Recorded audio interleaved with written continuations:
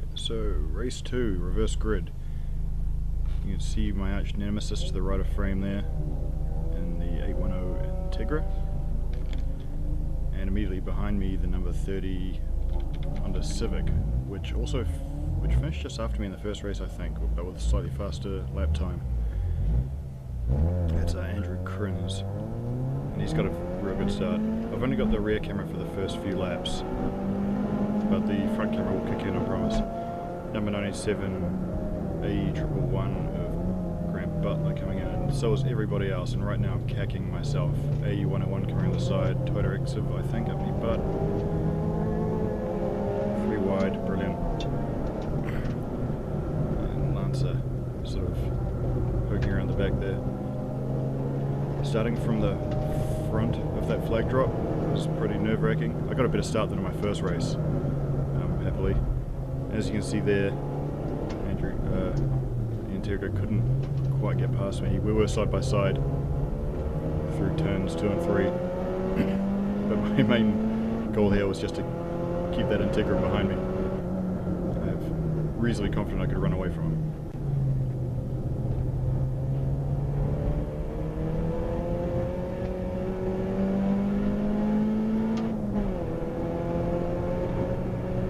Since I started at the front of that third flag drop, the first part of my race was pretty much always going to be getting passed by a bunch of slightly faster cars. See, these guys are just as quick as me through turn 9, if not quicker. Letting the 91 through. MR2 wants to come through, he's a bit squirrely. You see the power down of the mid-engine car there. Here comes the 696 Lancer, Sam Byrne. I think it's a cool car in the series. I assume it's a 1600 Myvac. Those things go really well, and I just like sedans in touring and racing. You'll see I've got a passenger, this little moth on my back windscreen. Imagine how much that's costing me each lap, just from the extra weight. And here comes Gordy McKercher. I'd hoped to be a bit clear of him by the stage, but I got a reasonably good run out of 14, because he was a tiny bit wide, possibly looking at that MR2 in his mirror. I might have braked a bit too early here, so you can see they're both coming in for the dive when I'm shutting that door. And McKercher gets carved up by the number 10 of Paddy Powell, who's now real keen on getting around me. I'm just trying to make some distance.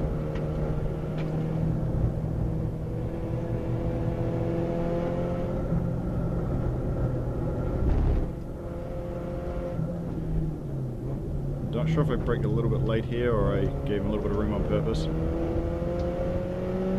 but I figure he's going to get past me pretty shortly anyway.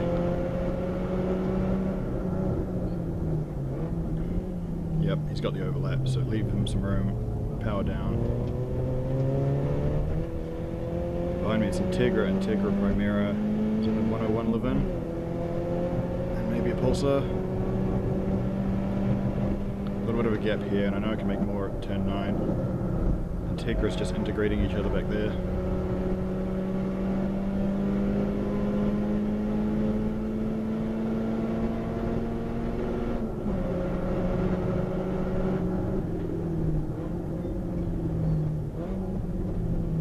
Made up a little bit of road on the way into 11. Got a pretty good run out. And this sort of gap I'm pretty happy with. I don't think he can catch me by the end of the straight, so I'm just hammered down.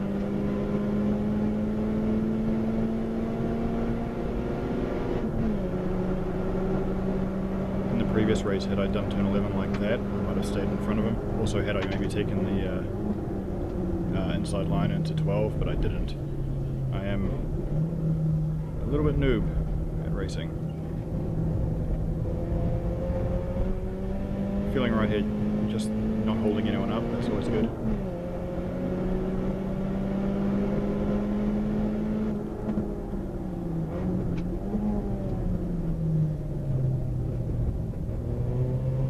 Inside the number 95 Laser of Grant Coos. I love those lasers, they look so ridiculous. one of the many different cars I was looking at maybe buying to get into the 2K Cup. Because they can be hit very cheaply still. And the 1.8 litre ones do go alright.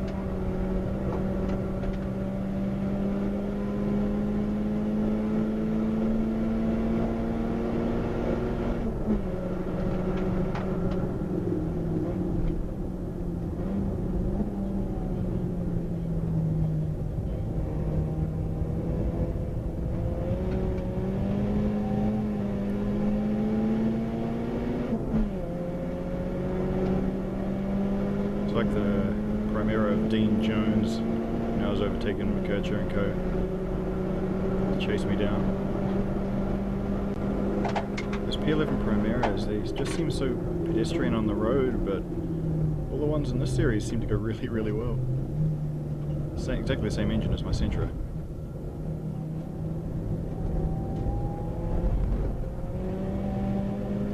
Look how quick he is through that final complex there, in the AE 101 there of Aiden Lamont, also coming up. Those silver top ones do go really well. Oh no, it's not a fucking 101. It's an AE 111, I don't know who that is. And we've got the front camera back, so you can see I'm chasing down Andrew Krins in the number 30 EG Civic.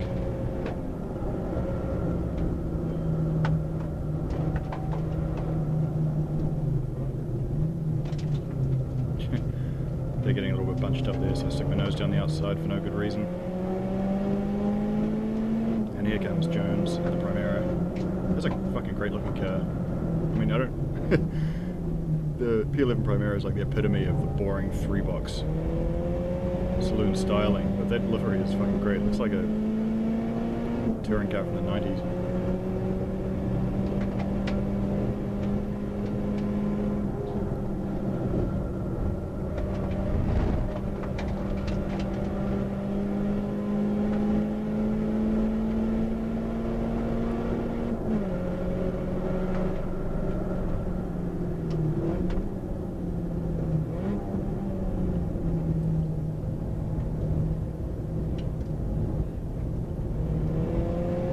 Fastest exit from 11 there.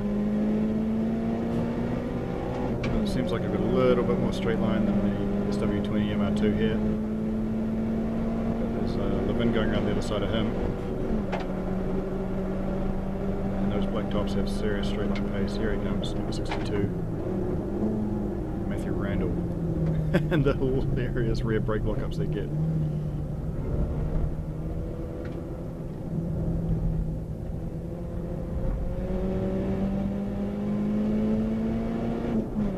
There's a little buffer for me, holding that Integra back for now, so I can concentrate on what's in front of me, which is mostly slightly faster cars at the moment.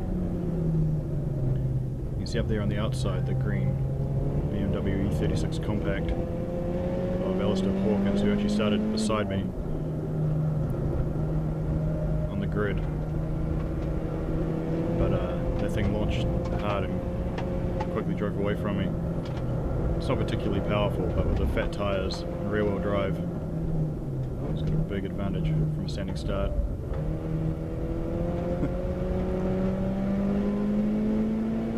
And in fact, the E36 Compact 318 Ti is another model I was looking at getting into for this. It's purely because you can run a 225 on them. But I've driven a couple, and the gearing still seems a bit too tall for what the engine can do. It's a bit European in that regard, I guess. Or German, I should say, specifically.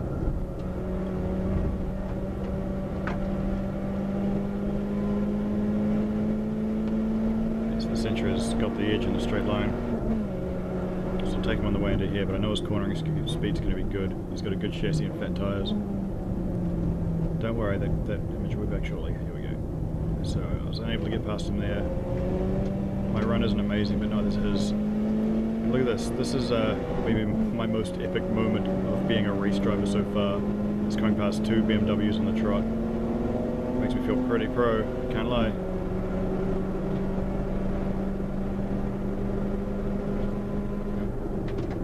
Closing in on the NB MX-5 of John Forrest. I know from race 1 I've got a little bit of pace on him, but suddenly I've got this BMW not wanting to let go of me back bumper. So I'm probably looking back when I should be looking ahead here. So he actually opened up a big gap on the straight, but he closes it straight up again. And look how the tight line he's able to hold there.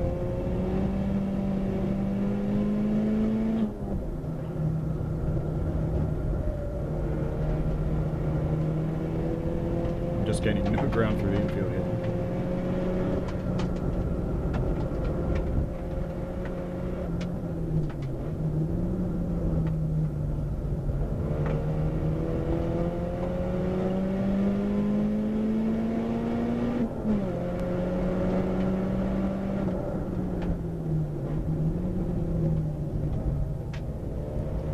I don't think that was the best line through 7.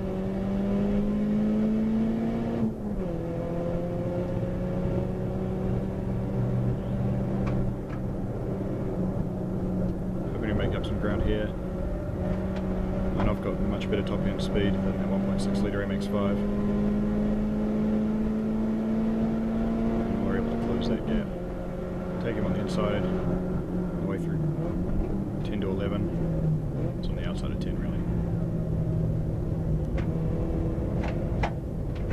Very tight line, but no one's immediately able to threaten me. The 2 cars behind me don't have the straight line speed I do, so to take a little bit of that lap time, but there's a, I think it's an N15 Pulsar coming up.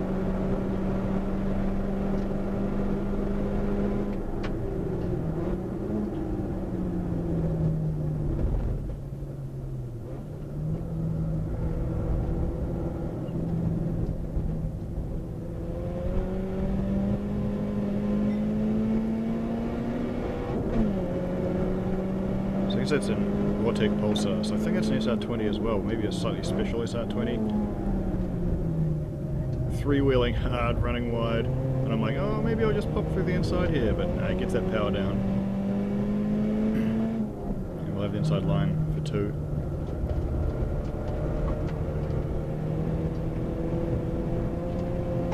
Now I've got another Integra nipping at my heels.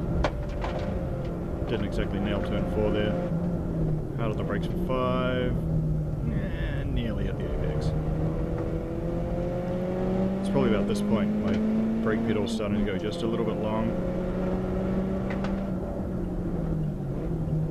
I never really lost out in braking power, but I was having to push that pedal down further. Let that Integra through it, I don't know who's driving that. Big puff of VTEC.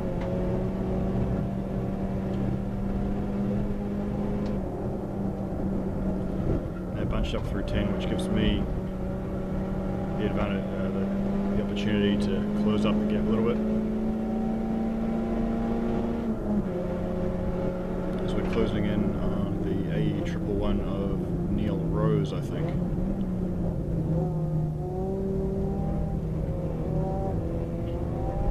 Good run out of there. I had more speed than that Integra initially, but VTEC away. But I do have the beans on the Levin. I'm guessing that's not a black top or it'd be blowing me away right now. Dash cam just shaking at high speed. Didn't need to leave that room on the way into 11 there, should have clipped that apex.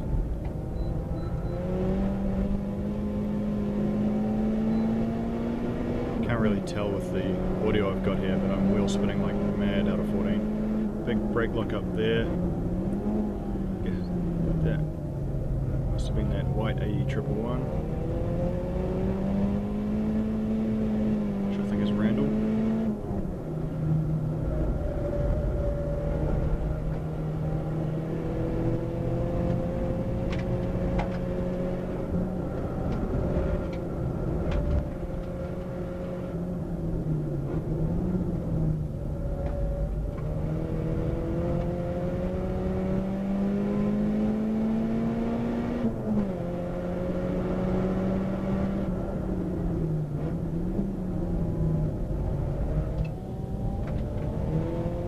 truck's catching up on a bit more slow traffic here, so we're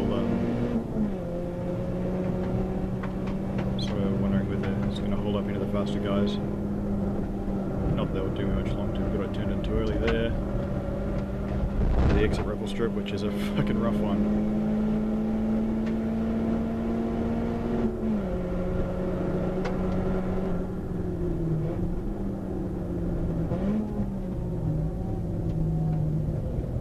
Is the NAMX5 of Dave Bailey.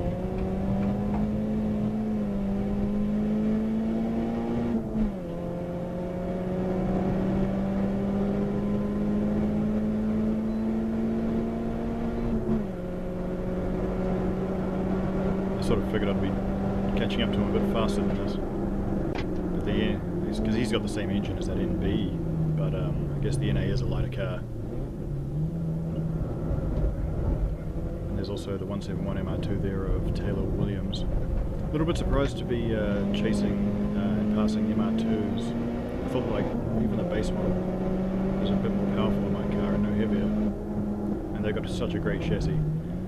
The best street car I've ever driven here at Taupo was in fact a first generation SW20 with the Gen 3 Beams engine and some aftermarket suspension of some kind. Just the balance and the power down are amazing. I've driven my AW11 naturally aspirated MX-5 here as well, and that was a bit of an understeerer most of the time. Run wide there, and now I've got, oh Jesus, that was fucking sorted out. And get integrated by the 116 of Tim Oliver.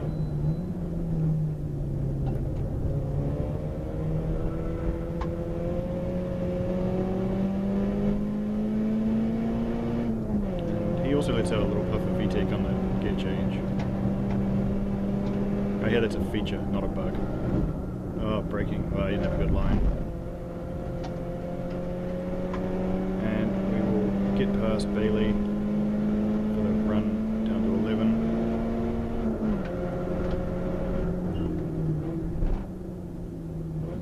Oliver looking down the inside of Williams. Looks like he'll get that done. It's not a good exit, but he'll have the straight line speed. Bailey right at my date out of 11 there. That will get him on a straight.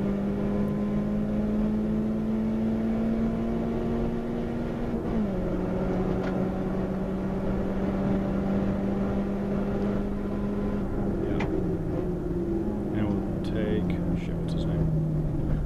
We'll take Williams under brakes into 11. Managed not to cock up 12.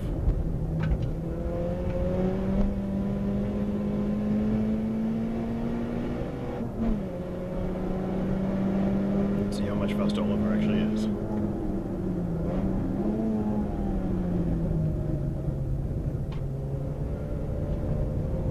Taking a really wide line out of one there.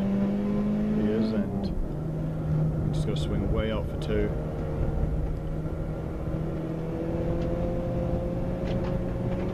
Still carrying serious pace though.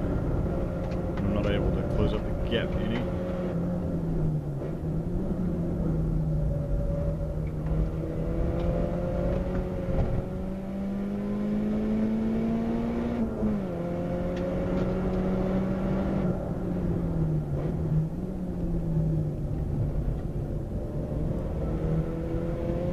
And that's how we're closing in on the SSS Sentra of Lee Oliver, I think. N15 Sentra SSS, just the younger brother of my N40.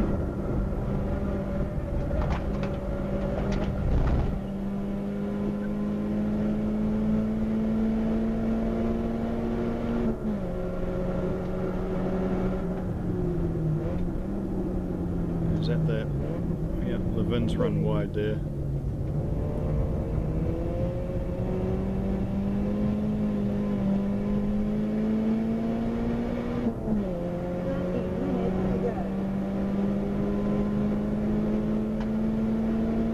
The audio is coming from my rear camera, which is right above my speakers, so I can actually hear you can actually hear the announcements over 88 FM far better than I could from the driver's seat. Closing in on Lee Oliver here.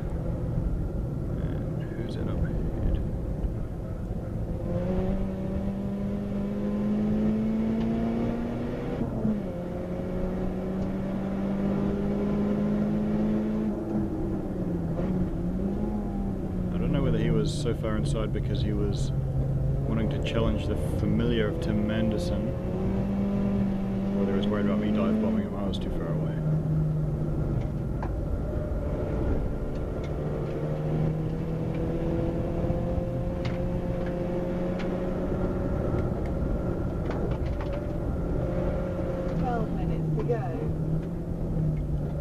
Actually making up some ground here.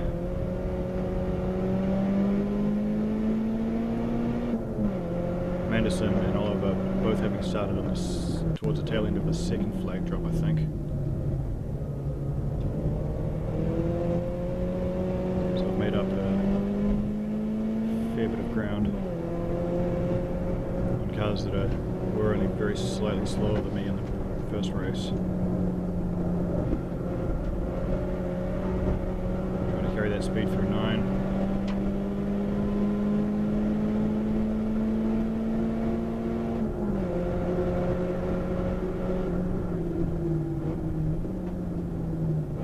Gonna dive down the inside here.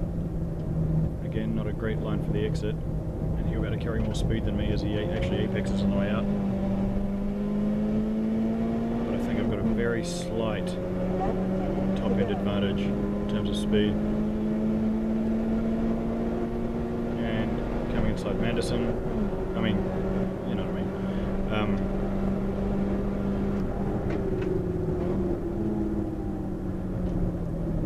Well, Oliver, tries to dive bomb, can't quite get it done. And I've got a little bit of space in front of me. Now there's Andrew Grins and the number 30 Civic back there. I don't know what happened because he was ahead of me last I saw.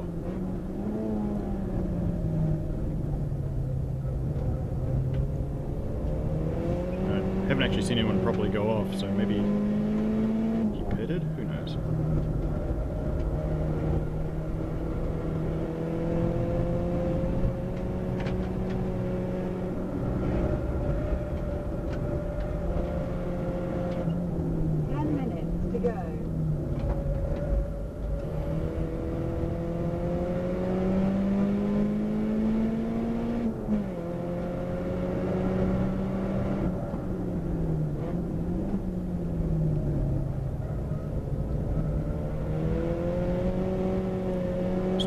Struggling to make up much ground here and get away from Oliver.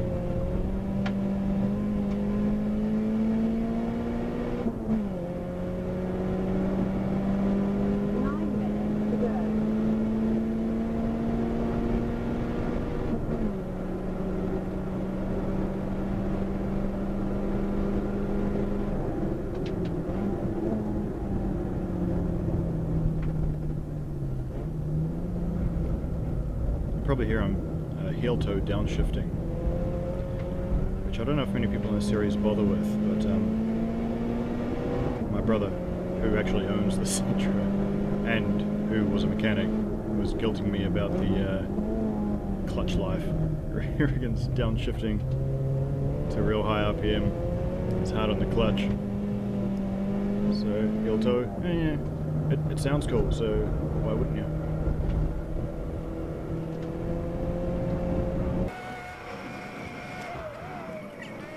Probably speed this up because I don't think I actually come across anyone else.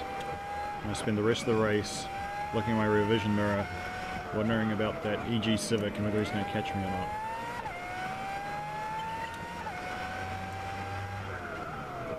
Turns out his lap times are only slightly faster than mine.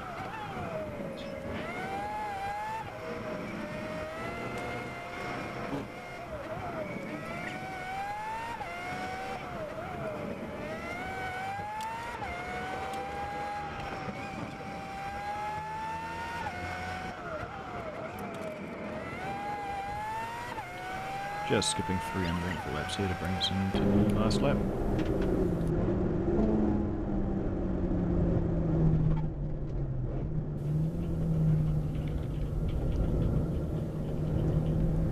And currently the start finish straight for the final time to take the checkered flag and actually have footage of it this time. Awesome race, 12th position from the start of 14th. Again, can't be too upset about that. Car ran brilliantly except for the brakes starting to go away in the second half, which you're just going to get. I mean, I'm not running a true race pad, these were Bendix heavy duty, so I'll be going to something a little bit with a bit more longevity for the next round of Hampton Downs. Oh, thanks for watching.